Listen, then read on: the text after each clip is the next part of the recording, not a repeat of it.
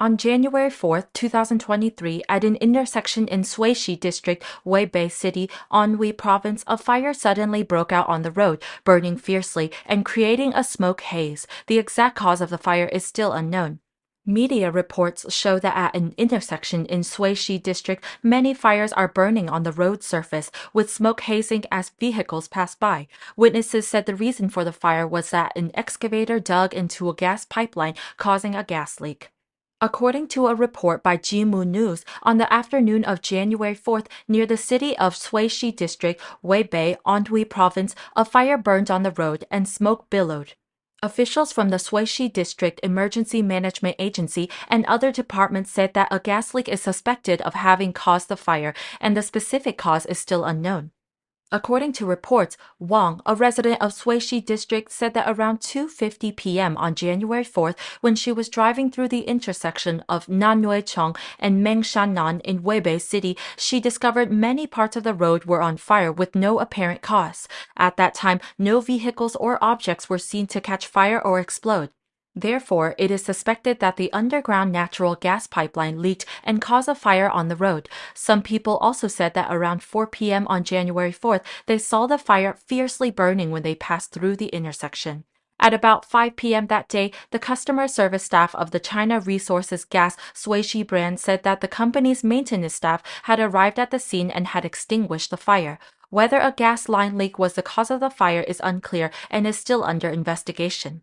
Suishi district government officials said a gas leak was suspected, but there were no explosions and no casualties were found. As the COVID pandemic ravages China, the most populated country in the world, medicines become an extravagant commodity accessible only to the rich and powerful. An industry insider told Radio Free Asia that Pfizer's Paxlovid had been offered to the public with a strict quota, whereas the rest is reserved for Chinese officials. The person took as an example the state-backed Wuhan Central Hospital. On December 27th, it had up to 3,012 COVID patients, 1,821 of which were severe cases. However, the hospital only prescribed 20 boxes of the oral drug per day. Only inpatients can apply for it, and the hospital will decide whether they need the pills. In contrast, a senior official can easily obtain Paxlovid when they develop symptoms. Chinese officials weren't the only ones prioritized. The Financial Times in December 2022 reported from doctors that officials and business owners were also hoarding the drugs for their own family and friends.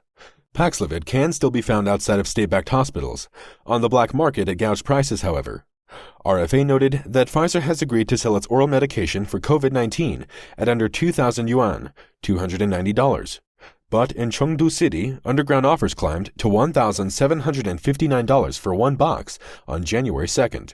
This is still relatively acceptable, considering that other areas in China are asking up to 20,000 yuan or $2,900 for a box of Paxlovid. While the treatment seems to be available for deep-pocket customers only, the Chinese can still opt for cheaper alternatives, such as the Indian generics, including Primavir, Paxista, Molnunat, and Molnatris. According to the South China Morning Post, one box of the kind is sold at between 530 and 1,600 yuan, or about $76 and $232. But since the Chinese government hasn't approved the medicines, distributors are subjected to administrative penalties for illegal imports without a license. The Chinese government has also refused to authorize mRNA vaccines on the mainland, despite an urgent need to vaccinate its unvaccinated population. The Chinese People's Political Consultative Conference Committee held a New Year tea party on December 30th. The Chinese Communist Party, or CCP, General Secretary Xi Jinping and outgoing Premier Li Keqiang attended the event. Apollo News noticed in the CCTV video of the tea party that Li Keqiang's clapping rhythm was very different from Xi Jinping's and the standing members of the Politburo around him. It's not the first time Li has shown he's out of tune with Xi Jinping. At the Winter Olympics opening ceremony in February 2022, Xinhua News Agency released a photo showing Li Keqiang standing with CCP and foreign officials. His body and face orientation was very different from that of Xi Jinping. In another photo at the 2022 Winter Olympics opening ceremony, Xi Jinping and Peng Liyuan bowed to everyone, while Li Keqiang raised his head and closed his eyes. In addition, on the afternoon of July 28th, CCP's Politburo of the Central Committee held the 41st Joint Study Session. In live footage released by CCTV, an Apollo News reporter saw that while Xi Jinping was speaking, Li Keqiang sat almost motionless, rather than taking notes with his head bowed, like other senior officials. Observers and netizens have long discussed the fractured relationship between Xi Jinping and Li Keqiang. Li is said to have an open mind, wanting the CCP to accept the market economy and open up more, while Xi adheres to the doctrines of communism.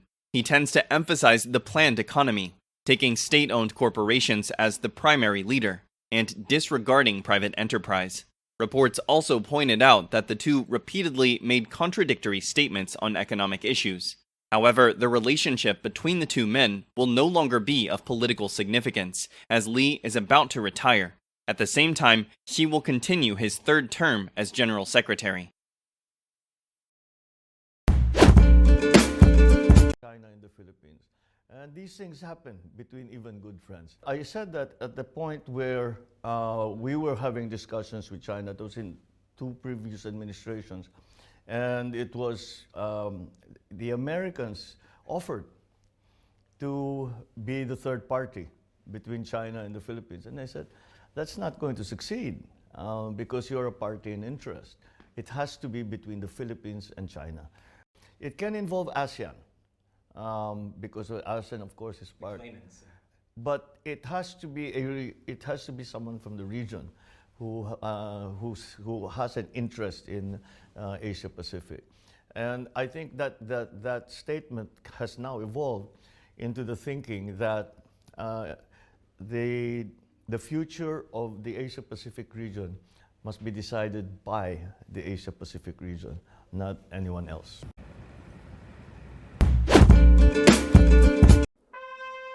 国家主席习近平6号上午在人民大会堂北大厅举行仪式，欢迎土库曼斯坦总统谢尔达尔·别尔德穆哈梅多夫对我国进行国事访问。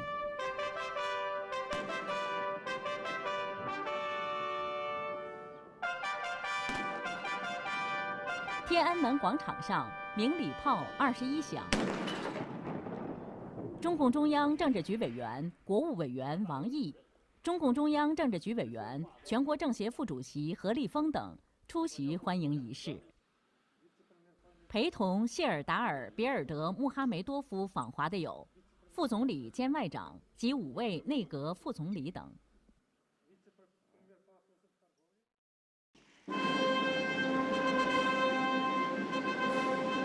军乐团奏土中两国国歌。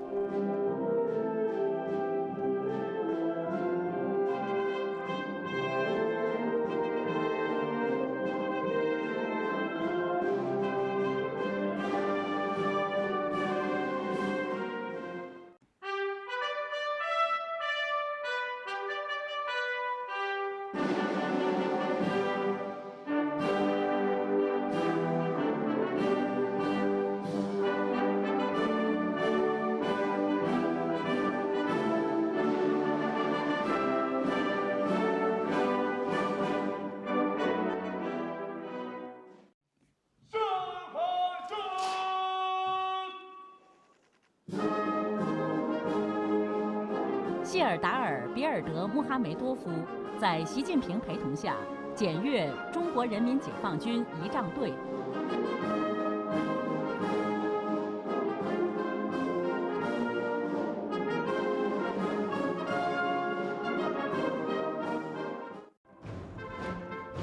两国元首回到检阅台，观看仪仗队分列式。 谢尔达尔·别尔德穆哈梅多夫是应习近平的邀请，对我国进行国事访问的。